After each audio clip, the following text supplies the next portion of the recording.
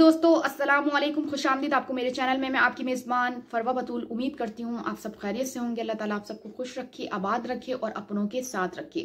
बहुत सारे बादशाह, बहुत सारे फ़िरौन गुजरे ऐसे कि जिन्होंने बादशाहत मिलते ही गुरूर किया और खुदा की वहदानियत को झुटलाया और खुदाई होने का दावा किया। ये एक ऐसी तारीखी कहानी है, एक ऐसी हिस्ट्री है कि ऐसे लोग गुजरे हैं और जिनके लिए नबी भेजे गए कि जाओ और उनको बताओ कि बेशक वही परवरदिगार है कि जिसने इस कायनात को खल्क किया, मगर वो बाज ना आए। और इनमें से एक बदबख्त शद्दाद भी था। यकीनन हम सब फ़िरौन के हवाले से भी जानते हैं कि फ़िरौन ने क्या किया था, फ़िरौन क्या था, मगर शद्दाद के हवाले से बहुत कम लोग ऐसे होंगे जो जानते होंगे, जो इल्म रखते होंगे कि शद्दाद ने जो जन्नत तैयार करनी चाहिए थी वो किस वजह से चाहिए थी, और जन्नत जब तैयार हुई तो शद्दाद का अंजाम क्या हुआ था, और कितने सालों में जन्नत तैयार हुई और उस बदबख्त का अंजाम क्या हुआ और उसको कितनी दर्दनाक अजियत से मौत आई। आज हम उस पर बात करेंगे। लेकिन अगर आप लोगों ने अब तक मेरे चैनल को सब्सक्राइब नहीं किया तो जल्दी से मेरे चैनल को सब्सक्राइब कर दें और बेल आइकन का बटन दबाना नहीं भूलिएगा ताकि मेरी आने वाली तमाम अपडेट्स आप तक पहुंच सके। सबसे पहले तो हमें यह मालूम होना चाहिए कि शद्दाद कौन था और उसका किस कौम से ताल्लुक था। शद्दाद उस कौम की नस्ल में से था जो दुनिया की सबसे ताकतवर तरीन कौम थी, जिसको कौम आद भी कहा जाता है। कौम आद अकाफ के अंदर आबाद थी। अकाफ ऐसी जगह थी जहां रेत के बहुत ही बुलंदो वाला टीले थे, और अकाफ का ये इलाका यमन और ओमान के दरमियान में बिखरा हुआ था। इस इलाके के अंदर कौम आद 8,500 पहले आबाद थी। इस कौम पर अल्लाह तबारक व तआला का ये खास करम था कि अल्लाह ताला ने इस कौम को दुनिया की सबसे ताकतवर कौम बनाया था। इसके साथ साथ अल्लाह ताला ने इस कौम को सरसब्ज़ शादाब बागात और खेत अता फरमाए थे। इस कौम के पास बेशुमार जानवर थे और पीने के लिए मीठा पानी। इसके अलावा अल्लाह ताला ने इस कौम को बेशुमार नेमतों से नवाज रखा था। चुनाचा इस कदर मालो दौलत और नेमतों की फरमानी की वजह से ये कौम भटक गई और अल्लाह ताला की नाफरमान कौम हो गई और ये लोग बागी हो गए। उनकी हिदायत के लिए अल्लाह ताला ने हजरत हूद अलैहिस्सलाम को इस कौम की तरफ माबूस फरमाया। हूद अलैहिस्सलाम इस कौम को अल्लाह ताला के हुक्म से तबलीग करने लगे, अल्लाह ताला की वहदानियत की तरफ बुलाने लगे। लेकिन ये कौम अपने कुफ्र और शिर्क से बाज ना आई और हजरत हूद अलैहिस्सलाम का मजाक उड़ाने लगी। शद्दाद जो कि उसी कौम की नस्ल में था, वो उस कौम का बादशाह था। कहा जाता है कि ये दो भाई थे, एक का नाम शद्दाद था और एक का नाम शदीद। शदीद पहले बादशाह बना और वो फौत हो गया और शद्दाद ने इसके फौत हो जाने के बाद हुकूमत संभाल ली और इस तरह ये दुनिया की सबसे ताकतवर तरीन कौम आद का बादशाह बन गया। शद्दाद एक वसी और इस सल्तनत का बादशाह था। शद्दाद की बादशाहत यमन से लेकर इराक तक और रिवायात के मुताबिक ईरान तक फैली हुई थी। शद्दाद ने अपने ताकत के जोर पर बड़े बड़े बादशाहों को अपने जेर कर लिया था।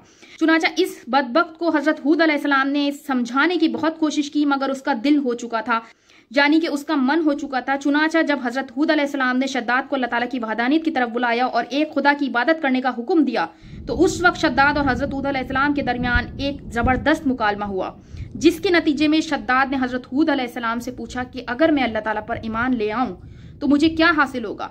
तो उस वक्त हजरत हूद अलैहिस्सलाम ने शद्दाद से फरमाया, तो तुम पर जन्नत हलाल हो जाएगी। जन्नत का नाम सुनते ही शद्दाद हजरत हूद अलैहिस्सलाम से पूछने लगा कि ये जन्नत क्या है। तो हजरत हूद अलैहिस्सलाम ने शद्दाद को जन्नत का नक्शा बताया, जन्नत की नेमतों के बारे में शद्दाद को बताया। हजरत हूद अलैहिस्सलाम की ये बात सुनकर शद्दाद मुस्कुराने लगा और कहने लगा कि ये कौन सी बड़ी बात है, ऐसी जन्नत तो मैं भी तैयार कर सकता हूँ। हजरत हूद अलैहिस्सलाम ने शद्दाद को ऐसे कहने से रोका, लेकिन वो बाज ना आया। चुनाचा उस वक्त शद्दाद ने अपनी सल्तनत के बहुत बड़े बड़े कारीगरों को इकट्ठा किया और अकाफ में इरम के मुकाम पर 20 कोस लंबी और चौड़ी जन्नत बनाने का काम शुरू करवाया। कहा जाता है कि इस वक्त शद्दाद के जेर हुकुम 1000 मुल्क और 1000 बड़े शहर थे और हर मुल्क और हर शहर में तकरीबन 1 लाख आदमी मौजूद थे। बहुत ही जुस्तजू के बाद खित्ता अरब में एक खित्ता जमीन जिसकी मुसाफत 40% की थी मिल गई। उसके फौरन बाद अमीर उमरा को हुक्म हुआ कि 3000 उस्ताद का इंतजाम हो और हर उस्ताद के साथ 100 बेहतरीन कारीगरों और सारे मुल्क का खजाना वहां लाकर वहां जमा करें। उसके बाद 40 गज जमीन खोदकर संगे मरमर से इस जन्नत की बुनियाद रखें। चुनाचा इसके हुक्म से बुनियादें दुरुस्त की गईं और उसकी दीवारें चांदी और सोने की ईंटों से उठाई गईं। चुनाचा शद्दाद की तैयार होने वाली जन्नत सोने और चांदी की ईंटें लगाई गईं और जवाहरात भी लटकाए गए। इस बदबख्त शद्दाद ने अपनी इस बनाई जाने वाली जन्नत में शहद, दूध और पानी की नहरें भी रवा कर दी, जहां के पौधे और फूल भी लगवा दिए। कौम अकाफ के पहले ही बुलंदो बाला पहाड़ों को तराश के महलात बनाने की माहिर थी और शद्दाद की सल्तनत और ये फन उरूज पर था। चुनाचा रेत की बुलंदो बाला टीलों पर बहुत बड़े बड़े सतून खड़े कर दिए गए और उन बुलंद सतूनों पर बड़ी बड़ी सोने और चांदी की इमारतें बना दी गईं। शद्दाद ने यह फैसला किया था कि जब तक इसकी बनाई जाने वाली जन्नत तैयार ना हो उस वक्त तक वो अपनी जन्नत के अंदर कदम नहीं रखेगा।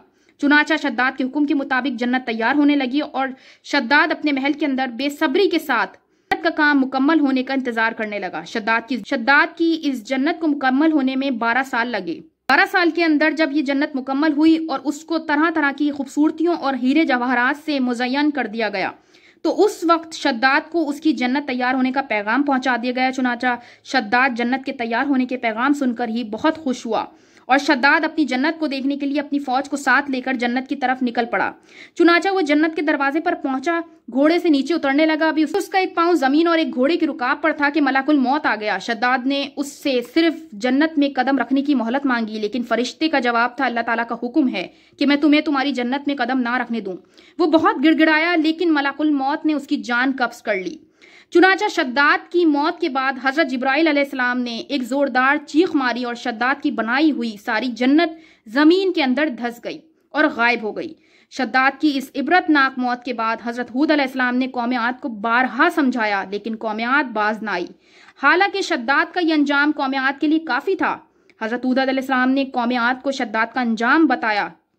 हूद अलैहिस्सलाम ने कौम आद को शद्दाद का अंजाम बता के भी डराने की कोशिश की, लेकिन कौम आद बाज ना आई। अल्लाह ताला की नाफरमानी करती रही, यहाँ तक कि हजरत हूद अलैहिस्सलाम मायूस हो गए और उस वक्त जब कौम आद काबिल हिदायत न रही तो अल्लाह ताला ने हजरत हूद अलैहिस्सलाम को हुक्म दिया कि वो अपने साथियों को लेकर इस इलाके से चले जाएं। हजरत हूद अलैहिस्सलाम ने इसके बाद भी समझाया, मगर कौम आद ना मानी। हजरत हूद अलैहिस्सलाम के जाते ही अल्लाह ताला ने कौम आद पर खौफनाक आंधियां मुसल्लत कर दी। ये मामला 7-8 दिन तक चलता रहा, यहाँ तक कि कौम आद जमीन में धंस गई। अल्लाह ताला ने कौम पर इस कदर दर्दनाक अजाब नाजिल फरमाया कि उसका नामो निशान न रहा। कुछ भी था, महलात थे, वो तमाम रेत की सूरत में तब्दील हो गए पहुंचाया और आज सिर्फ और सिर्फ वहां पर रेत के टीले हैं। ये अंजाम है उस शद्दाद का, उन तमाम फिरौनों का जिसने अल्लाह ताला की वहदानियत को ठुकराया और खुदाई होने का दावा किया। दुआ है कि अल्लाह ताला हमें आजिज़ी और इंतज़ारी के साथ ज़िंदगी गुजारने की तौफीक अता फरमाए और हम हर उस गुनाह से बचें, हर उस शर से महफूज रहें कि जिससे हम अल्लाह ताला से दूर हो। परवरदिगार हम सबको सीधी राह पर चलने की तौफीक अता फरमाए। ये एक छोटा सा मैसेज था, अगर आप लोगों को पसंद आया हो तो कमेंट सेक्शन में ज़रूर बताइएगा और अब तक आप लोगों ने मेरे चैनल को सब्सक्राइब नहीं किया तो जल्दी से मेरे चैनल को सब्सक्राइब कर दें और बेल आइकन का बटन दबाना नहीं भूलिएगा ताकि मेरी आने वाली तमाम अपडेट्स आप तक पहुंच सकें। अपना बहुत ज़्यादा ख्याल रखिएगा। अल्लाह हाफिज़। पाकिस्तान जिंदाबाद।